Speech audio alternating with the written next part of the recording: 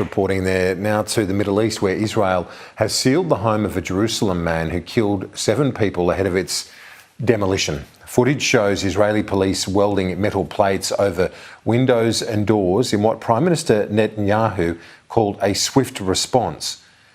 Mr. Netanyahu has also signed off on sealing the home of a second shooter, a 13-year-old boy who wounded 2 men on Saturday. The government has also hinted at tougher laws for attackers, including stripping them of citizenship and deportation. For more on this, I'm joined by Dr. Bren Khalil. He's director of the Zionist Federation of Australia's Public Affairs. He's also the author of The Challenges of Resolving the Israeli-Palestinian Dispute.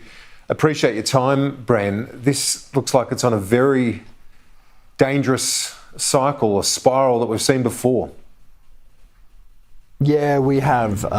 It's terrible to have so much tension, to have the terrorist attack in Jerusalem on Friday night, and have 7 people just going about their Sabbath prayers murdered like that. And people don't want the violence to go back. Those terrible days of the Second Intifada 20 years ago, no one wants them to return, but people are scared that they might. It followed a major raid in the West Bank the day before by Israeli forces, and then various reports of Palestinian farmers having their property and themselves being attacked by settlers. Obviously, there's no one would condone the violence on one way or the other, but it appears that was the catalyst for this atrocity. Is that right? Look, I'd be careful for saying that it's the catalyst. What you see is news reports constantly of Palestinians caught at checkpoints with knives in their backpack, with guns in their backpack. You see attempts of them to stab civilians and soldiers or to run them over with cars.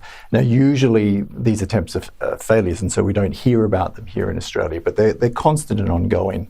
So it's quite possible that the terrorist attack on Friday night was directly related to the incident in Jenin on Thursday, but I wouldn't be surprised if it's just a coincidence. But it's interesting of comparing those 2 incidents. I mean, the one on Thursday was Israeli soldiers going in order to prevent a terrorist group from carrying out an imminent attack. That their entire purpose there was to arrest terrorists. And there were 9 people killed that day, and subsequently 1 other person has succumbed to his injuries. But 9 out of those 10 people that were killed were shot while they were shooting at Israeli soldiers. And then there was the tragic case of the woman who was killed. And it's a very different incident than what took place on Friday night in Jerusalem. Yeah, indeed. But when we look at this response now from Prime Minister Netanyahu, he's, correct me if I'm wrong, he's going to relax the laws for Israelis to be able to more freely carry firearms to defend themselves.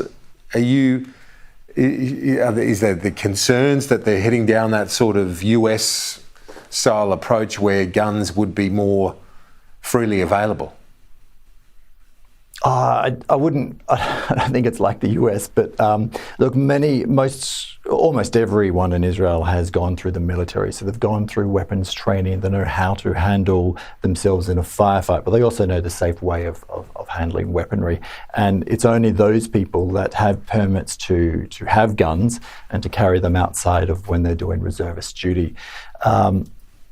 I find the whole issue troubling. The entire the tension is troubling, but on so many occasions it is civilians that have been targeted by Palestinian terrorists, and if those civilians have to wait for a police response, then more civilians will die. So I think this is their argument is basically saying, well, if more appropriately trained civilians were carrying weapons, then hopefully they could stop these sort of incidents from happening, or at least stop them, nip them in the bud before they get as bad as they did on Friday night.